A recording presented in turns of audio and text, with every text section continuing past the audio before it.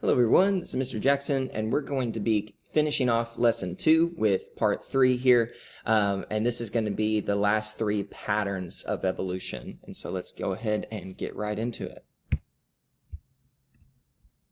Now these last 3 broad patterns of evolution are, again, they go together. Some of these you can consider to be sort of opposites of each other, but they all do complement each other in a way so that it's good to learn them in groups. And so today we're going to be going over what's referred to as divergent evolution, its opposite, which is convergent evolution, and then finally coevolution. So let's go ahead. Now divergent evolution, if you look down at the image here as I explain this, I think it'd be really helpful and make it a lot simpler to grasp, where divergent evolution is referring to something that diverges. So whenever you diverge, you break off from something that is pre-existing, right? So if you were to diverge from the path, you go down a new route, okay? So this is basically where several different species will come from a single common ancestor. So you have one ancestral mammal that then diverges into 4 different types of mammals.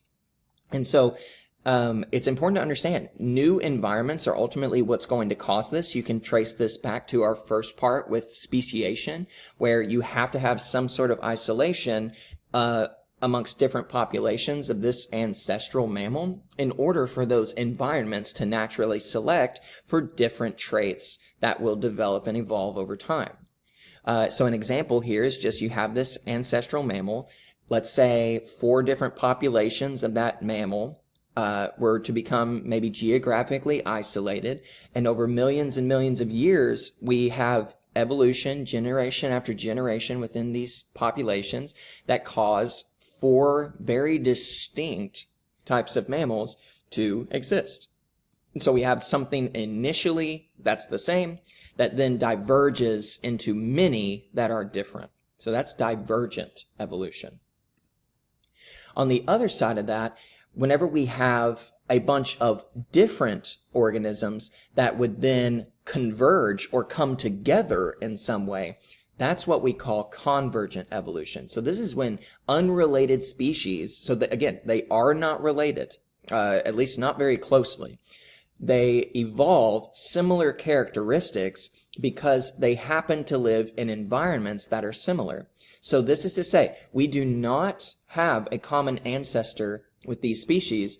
We just happen to live in environments where it pays off to have certain traits, and then the similarity of those traits makes us seem like we might be related. And so a good example here is going to be, the fact that all 3, this, I believe it's a hawk, a bat, and a pterodactyl.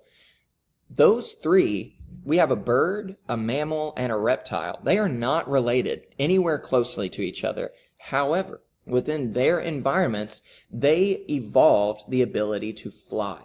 Right? So wings and flight are an adaptation that they've all 3 evolved completely separate and independent from each other, right? And so with divergent evolution, you have something similar that diverges because of different environments and different requirements. Whenever you have convergent evolution, there's no common ancestor. It's just there are some similarities in those different environments that basically help us evolve what makes us seem similar. Okay, so again, convergent evolution when it seems more similar, divergent evolution when it seems more different. And we're going to finish here with coevolution, where 2 populations of organisms form a very specialized relationship where they essentially become codependent on each other and will thus change in response. So if there's a change in one, there has to be a change in the other because they are so tightly interwoven in their environment. So it's important to understand the relationship between these two co-evolving organisms becomes so specific that neither are able to continue surviving without the other. And so if there were some sort of change in the environment that makes one of those organisms go extinct, it's very likely that a co-evolved species will also become extinct because they rely so heavily on each other for survival. So a good example of this that we see all the time in nature is this coevolution of flowers and insects. Flowers evolve to attract insects as pollinators, and those pollinators evolve to utilize the flowers and the plants that they need in order to survive as well. And so if something were to happen negatively to all of the flowers, then the insects would suffer, and vice versa. And so finally, at this point, we have finished going through all 7 of our patterns of evolution. And so what we would like to do now is take a moment and hit pause maybe and ask yourself, can I define each one of these 7 in simple terms, right? Could I tell the difference between speciation and extinction? What is the difference between gradualism and punctuated equilibrium?